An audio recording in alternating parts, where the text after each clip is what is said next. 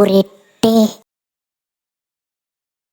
Hello friends, இன்னைக்கு நம்ம தமிழ் டப்பிங்கில் நெட்ஃப்ளிக்ஸில் ரிலீஸ் ஆயிருக்க சாம்பியன் ப்ராப்ளம்ஸ் படம் எப்படி இருக்குன்னு பார்க்க போகிறோம். வாங்க வீடியோக்குள்ளே போகலாம். இந்த படம் பார்த்தீங்கன்னா ஒரு ரொமான்டிக் காமெடி படமாக எடுத்திருக்காங்க. இப்போ இந்த படத்தோட கதையை பற்றி பார்க்கலாம். நம்ம ஹீரோயின் பார்த்தீங்கன்னா ஒரு எக்ஸிக்யூட்டிவாக இருக்காங்க. அவங்களுக்கு பிரான்ஸில் ஒரு மிகப்பெரிய வாய்ப்பு கிடைக்குது. அதாவது ஒரு சாம்பியன் கம்பெனியை இந்த கிறிஸ்மஸ்க்குள்ளே வாங்கணும் அப்படின்ட்டு. அதுக்காக இவங்க பிரான்ஸுக்கு கிளம்பி போகிறாங்க. போகும்போதே இவங்க ஃப்ரெண்டு சொல்லி அனுப்புகிறாங்க, போயிட்டு உன் வேலையை மட்டும் பார்க்காத, ஊரையும் சுற்றி பாரு அப்படின்ட்டு. அதுக்கு நம்ம ஹீரோயின் அதுக்கெல்லாம் எங்கடியே எனக்கு டைம் இருக்குது அப்படின்றாங்க. இல்லை நீ ஒரு நாள் நீ பார்த்துட்டு வரணும்ன்றாங்க. இவங்க போன அன்னைக்கு அதுல களத்துல இறங்குறாங்க. அன்னைக்கே நம்ம ஹீரோவை பாக்குறாங்க. பார்த்ததுமே ரெண்டு பேருக்குள்ள ஒரு ரிலேஷன்ஷிப் பாண்டிங் ஏற்படுது. அடுத்த நாள் லேட்டா எந்திரிச்சு கடகடன்னு அந்த மீட்டிங்க்கு போனா அந்த சாம்பியன் கம்பெனியோட ஓனரோட பையன் தான் நம்ம ஹீரோவே. அதுக்கப்புறம் இந்த படத்துல என்னென்ன சுவாரஸ்யமான சம்பவம் நடக்குது, இவங்க ரெண்டு பேரும் ஒண்ணு சேர்ந்தாங்களா, அதுக்கு நடுவுல இருக்க பிரச்சனைகள்லாம் என்ன, அந்த சாம்பியன் கம்பெனி என்னாச்சு அப்படின்றதான் இந்த படத்தோட மொத்த கதையே. இப்போ இந்த படத்தை ஏன் பார்க்கலாம் அப்படின்றதுக்காக ஒரு 3 ரீசன் சொல்றேன். ஃபர்ஸ்ட், கண்டிப்பா ஒரு ஃபீல் குட்டான ஒரு ஸ்டோரி பட்டை எடுத்திருக்காங்க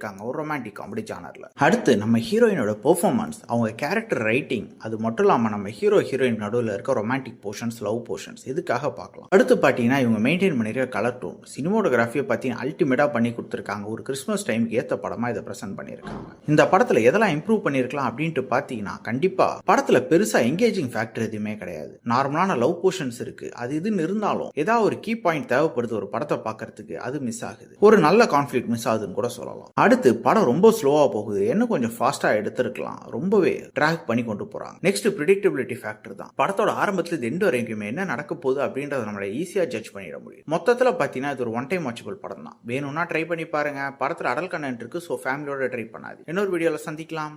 தேங்க்யூ.